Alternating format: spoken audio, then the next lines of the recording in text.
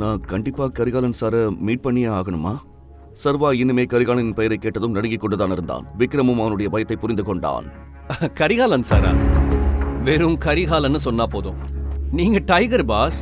காட்டுல இருக்கிற மத்த மிருகங்க தான் டைகரை பார்த்து பயப்படும். ஆனா டைகர் யாரையும் பார்த்து பயப்பட தேவையில்லை. ஈவினிங் மீட் பண்ணலாம். பாய். விக்ரமுடைய வாயிலிருந்து இதை கேட்டதும் சர்வாவின் தன்னம்பிக்கை அதிகமானது. இப்போது அவன் கூண்டை விட்டு வெளியே வந்து காட்டுக்குள்ளே நுழைந்த புலியை போல் உணர்ந்தான். தன்னுடைய பழைய ஆபீஸை விட்டு கிளம்பிய சர்வா வீட்டுக்கு வந்தான். கடைசியாக எப்போது தான் இவ்வளவு நிம்மதியாக தன்னுடைய ரூமில் இருந்தான் என்பது அவனுக்கு ஞாபகம் கூட இல்லை. அவன் மிகுந்த எதிர்பார்ப்புடன் கதவையே பார்த்து கொண்டிருந்தான்.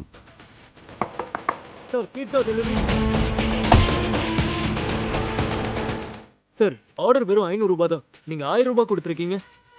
நீங்க டெலிவரி பண்றவங்க ரொம்ப கஷ்டப்படுறீங்க நண்பா. இந்த 500 ரூபாய் உனக்கு டிப்ஸ். ரொம்ப தேங்க்ஸ் சார். பிறகு சர்வா பீட்சா பாக்ஸையை வெறித்து பார்த்து கொண்டிருந்தான். கடைசியாக எப்போது பீட்சா சாப்பிட்டோம் என்பது அவனுக்கு நினைவில் இல்லை. தன் காதலி வைஷ்ணவியுடன் வாழ ஒரு நல்ல வீடு வேண்டும் என்பதற்காக அவன் எத்தனை தியாகங்களை செய்திருக்கிறான் என்பது அவனுக்கு இப்போதுதான் புரிந்தது. ஆனால் இப்போது அவன் எதற்காகவும் பின்வாங்கப் போவதில்லை. மாலையில் அபினவ் ஹோட்டல் விஸ்தாராவுக்கு கிளம்ப ரெடியாகி கொண்டிருந்தான். அவன் ஒரு கிரே கலர் சட்டையில் பிளாக் கலர் பேண்ட்டும் அணிந்திருந்தான். அவனிடம் இருப்பதிலேயே நல்ல உடை இது மட்டும்தான். வெளியிலிருந்து ஹோட்டலை பார்த்ததும் அவன் அப்படியே ஆச்சரியத்தில் உறைந்து போனான். இவ்வளவு பெரிய ஹோட்டலை இவ்வளவு அருகில் நின்று அவன் பார்த்ததே இல்லை. கவனமா பாத்துக்க. ஏய் நில்லு. எங்க போற? நான் உள்ள போறேன். என்ன பிரச்சனை? நீ உள்ள போகணுமா? உன்னை நான் உள்ள விட்டுருவேன்னு நினைச்சிட்டியா என்ன? நான் ஏன் உள்ள போக கூடாது? தன்னுடைய ஆடையை வைத்துதான் செக்யூரிட்டி ஹெட் அவனை எடை போடுகிறான் என்பதை சர்வா புரிந்து கொண்டான். இங்க பாரு, உன்ன மாதிரி ஆளுங்களே எனக்கு நல்லாவே தெரியும். தேவையில்லாம சீன் போடாம இங்க இருந்து கிளம்பு. உனக்கு என்ன எப்படி தெரியும்? நீ என் சொந்தக்காரனா? நான் உள்ள போறதுக்காக வந்திருக்கேன். அப்புறம் ஏன் நான் திரும்பி போகணும்? இது என்ன உன் அப்பா வீட்டு ஹோட்டல் நினைச்சியா? சொல்லு. இதை கேட்டதும் சர்வாவின் கோபம் உச்சத்தை அடைந்தது. ஆனால் அவன் கோபத்தில் எதையும் செய்து அங்கு இருப்பவர்களின் கவனத்தை ஈர்க்க விரும்பவில்லை. சர்வா சற்று பின்னால் நகர்ந்து விக்ரமுக்கு கால் செய்தான். டைகர் எங்க இருக்க? நான் ஹோட்டல் என்ட்ரன்ஸ்ல இருக்கேன் விக்ரம். நம்ம டேபிள் நம்பர் என்ன? டேபிள் நம்பரா? ஏய், நான் தான் அந்த ஹோட்டலோட ஓனர். நான் ஏன் டேபிளை புக் பண்ணணும்? நீ உள்ள போய் சௌரியமா உட்காரு. நான் கிளம்பிட்டேன், சீக்கிரமா வந்துடுவேன். என்னால உள்ள போக முடியல. இங்க ஒரு செக்யூரிட்டி கார்டு நின்னுகிட்டு இருக்கான். அவன் என்ன மாதிரி ஆளுங்களை உள்ள விட மாட்டேன்னு சொல்றான். யார் அந்த இடியட்? நீ ஒண்ணு பண்ணு, நான் இன்னும் 10 நிமிஷத்துல அங்க வந்துடுவேன். நீ வெயிட் பண்ணு. அப்புறம் இந்த செக்யூரிட்டி கார்டு பண்ணதுக்கு நான் சாரி கேட்டுக்கிறேன். இட்ஸ் ஓகே, பரவாயில்ல. என்ன எல்லாரும் முன்னாடி சீன் போட்டு ஹீரோவாக ட்ரை பண்றியா? இங்க பாரு, நான் உன்னை உள்ள விட மாட்டேன்னு சொன்னா அந்த பிரைம் மினிஸ்டர் சொன்னாலும் உள்ள விட மாட்டேன். என்ன புரிஞ்சுதா? மரியாதை அங்கிருந்து கிளம்பு. ஏய், அங்க பாரு, இது உன் யூஸ்லெஸ் எக்ஸ். வா, அவனை வச்சு கொஞ்ச நேரம் ஃபன் பண்ணலாம்.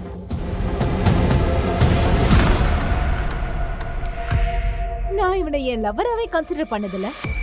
அப்புறம் நான் லோ கிளாஸ்ங்க கிட்ட எல்லாம் பேச கூட மாட்டேன். இவனை போய் என்னோட பாய் ஃப்ரெண்டை எப்படி ஏத்துப்பேன்? இந்த லோ கிளாஸால உனக்கு பிடிக்காதுன்னு தெரியும். ஆனா உனக்கு இந்த லோ கிளாஸால ஒரு அட்வைஸ் சொல்றேன், கேட்டுக்கோ. ஒரு மனுஷனை அவனோட நாக்கை வச்சு தான் எடப்படுவாங்க. நீ என்ன பேசுறன்னு பார்த்து பேசு. இல்லைன்னா ஒரு நாள் இந்த நாக்கே உன்னை கொன்னுடும். வாவ், என்ன ஒரு ஸ்டேட்மெண்ட். கை தட்டணுமா? Very nice. அப்புறம் ஏன் உன் காலை உன்னால கண்ட்ரோல் பண்ண முடியல? எங்க எதுக்கு வந்த?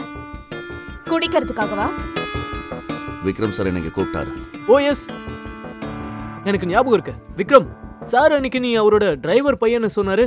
அப்போ உன் அப்பா பார்த்த டிரைவர் வேலை உனக்கு வேணும்னு கேட்க வந்தியா? அது சரிதான். ஆனா உன்ன மாதிரி பிச்சைக்காரன டிரைவர் வேலைக்கு கூட எடுக்க மாட்டாங்க. சும்மா பிச்சைக்கார மாதிரி வந்து நிக்கிற. ஐ மீன், அவரு உன்னை கூப்பிடல. நீ அதான் இங்க வந்திருக்க. நானா வரல, விக்ரம் என்னை இங்க கூப்பிட்டாரு. எனக்கு தெரியும் நீ ஒரு லூசுன்னு. சரியாக அப்போது பளபளப்பான விலையுயர்ந்த கருப்பு கார் ஒன்று வந்து நின்றது. அனைவரின் பார்வையும் அந்த காரை நோக்கி திரும்பியது. காரிலிருந்து விக்ரமும் மற்றொரு உயரமான பலசாலியான நபரும் இறங்கினர். அவர் வேறு யாரும் அல்ல, கரிகாலன். அவர் பிரபலமான ஒரு டெக்ஸ்டைல் கம்பெனியின் அதிபர். அதோடு மாஃபியா கிங்கின் ஸ்ட்ராங் பில்லர்களில் ஒருவராகவும் திகழ்ந்தார். சர்வா அவரை பார்த்ததும் அவனது கண்கள் ஆச்சரியத்தில் விரிந்தன. அவன் கரிகாலனை பற்றி கேள்விப்பட்டிருந்தான். நான் கண்டிப்பா கரிகாலன் சாரை மீட் பண்ணியே ஆகணுமா? சர்வா அவரை போட்டோக்களில் பார்த்திருக்கிறான். ஆனால் போட்டோவில் பார்த்ததற்கும் நேரில் பார்ப்பதற்கும் நிறைய வித்தியாசங்கள் இருந்தன. கரிகாலன் ஏன் தன்னை சந்திக்க விரும்புகிறார் என்ற கேள்விகள் அவனுக்குள் எழுந்தன. என்ன நடக்குதுங்க? சாரி சார், இவ எனக்கும் நம்ம கஸ்டமர்ஸ்க்கும் நிறைய தொந்தரவு கொடுத்தான் சார். இந்த திருட்டு பையில உள்ள போக விடாம நான் தடுக்க ட்ரை பண்றேன் சார். ஆனா இவங்க இருந்து போகவே மாட்டேங்கிறான் சார். என்ன? உனக்கு எவ்வளவு தைரியம் இருக்கணும் இவரை திருடன் சொல்றதுக்கு? நீ யாரு இவரை உள்ள போக கூடாதுன்னு சொல்ல? உன் அப்ப இந்த ஹோட்டல் ஆரம்பிச்சான என்ன? இவர் என்னுடைய கெஸ்ட். இதுக்கப்புறம் இந்த ஹோட்டலை சுத்தி உன்னை எங்கேயாவது நான் பார்த்தேன், உன் காலை உடைச்சிடுவேன். ஜாக்கிரதை. Get lost. Sorry sir.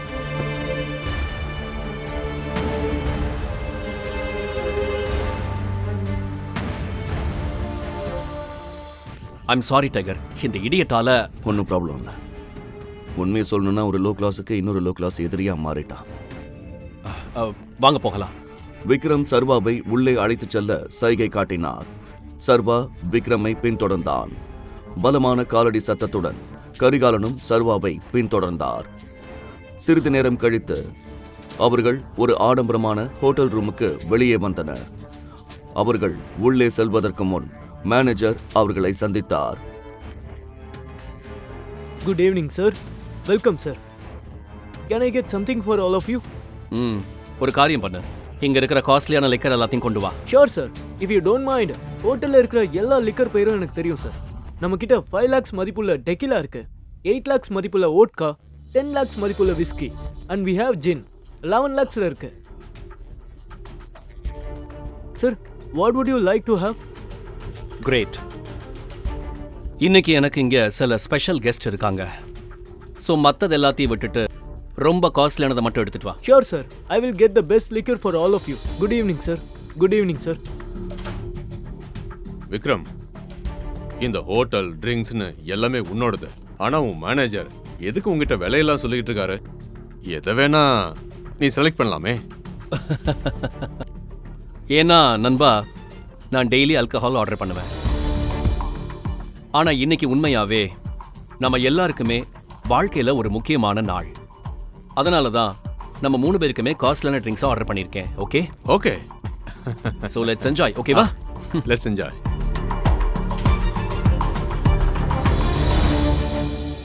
இங்க நீங்க உங்க அடையாளத்தை மறைக்க தேவையில்லை. இந்த ரூம் பிரைவேட் ஆனது, ரொம்பவே பாதுகாப்பானது. உட்காருங்க. அது ஒரு ஆடம்பரமான அறை. மூவரும் அமர்ந்தனர். சர்வா அப்போது கரிகாலனை மிகவும் கவனமாக பார்த்து கொண்டிருந்தான். கரிகாலா, உனக்கு இன்னைக்கு ரொம்ப முக்கியமான இன்ஃபர்மேஷன் கொடுக்கறதுக்காகத்தான் இன்னைக்கு உன்னை இங்க நான் கூப்பிட்டேன். ராஜனோட பையன் டைகர் நமக்கு கிடைச்சிட்டான். ஆனா இவன் இப்போ அண்டர் கவர்ல இருக்கான். அதனால அவனை வெளியே உனக்கு அறிமுகப்படுத்த முடியல. Excuse me, sir. Your snacks and drinks, sir.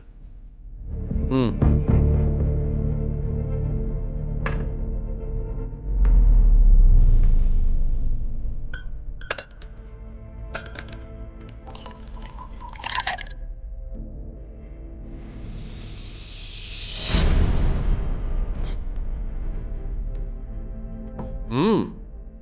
Sure. Cheers. Cheers.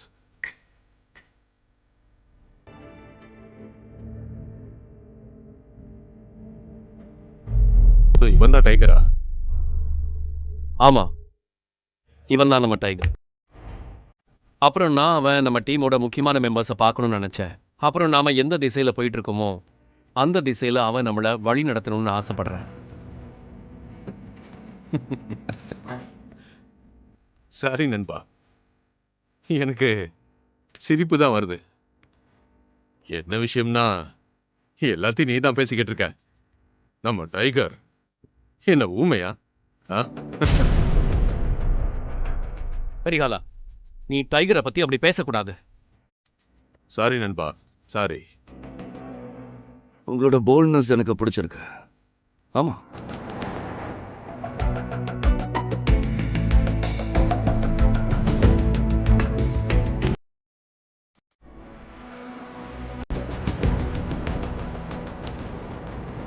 நீங்க முதலாளியா இருக்கலாம், ஆனா நீங்க யாரு முன்னாடி உட்கார்ந்துருக்கீங்கன்னு மறந்துடாதீங்க. நான் ஒரு டைகர். ஒரு டைகர் அமைதியாகவும் இருக்காது, சாஃப்டாகவும் பேசாது. ஒரு டைகர் ஸ்ட்ரைட் ஆக்ஷன்ல தான் இறங்கும்.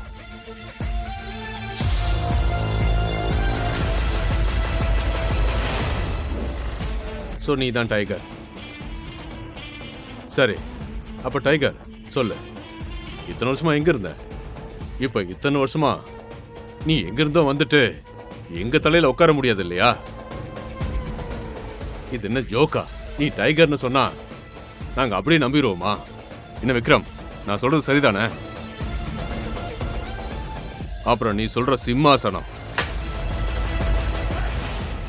அது எடுக்கிறது இல்ல, சம்பாதிக்கிறது.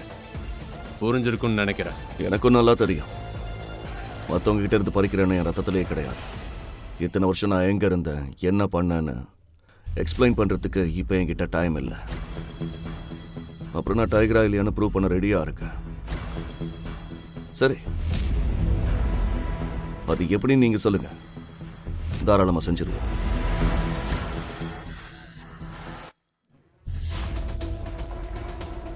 விக்ரம் புன்னகையுடன் சர்வாவை பார்த்தார். சர்வாவை பற்றி அவர் நினைத்ததை விட அவன் இன்னும் ஆபத்தானவன் என்று அவருக்கு புரிந்தது. ஆனால் கரிகாலனின் நெற்றியில் இருந்த சுருக்கம் மறையவில்லை.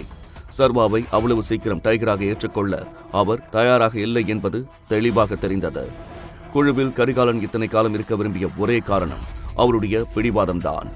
நாளை ஒரு குழந்தை தன் தலையில் உட்கார்ந்து தன்னை ஆளப்போகிறது என்பதை அவரால் ஜீரணிக்க முடியவில்லை. சும்மா விக்ரம் பாராட்டின மட்டும் போதாது நண்பா. உன்னை டைகர்னு நான் ஏத்துக்கல, நீ நிரூபிக்கணும். நீ கண்டிப்பா நிரூபிச்சே ஆகணும் நீ தான் டைகர்னு. அப்புறம் நான் உன் கூட சேலஞ்ச் பண்ணணும்னு நினைக்கிறேன். என்ன சொல்ற? Relax Vikram, relax. Let's fight. பார்க்கலாம், நாம சண்டை போடலாம். நீ ஜெயிச்சுட்டா டைகர்னு நான் ஒத்துக்கிறேன். ஒருவேளை நீ தோத்துட்டா நான் கொடுக்குற பணத்தை வாங்கிக்கிட்டு இந்த இடத்த விட்டு எங்கேயாவது போய் செட்டில் ஆயிக்க. கரிகாலா, என்ன சொல்ற? இது சரியில்லை.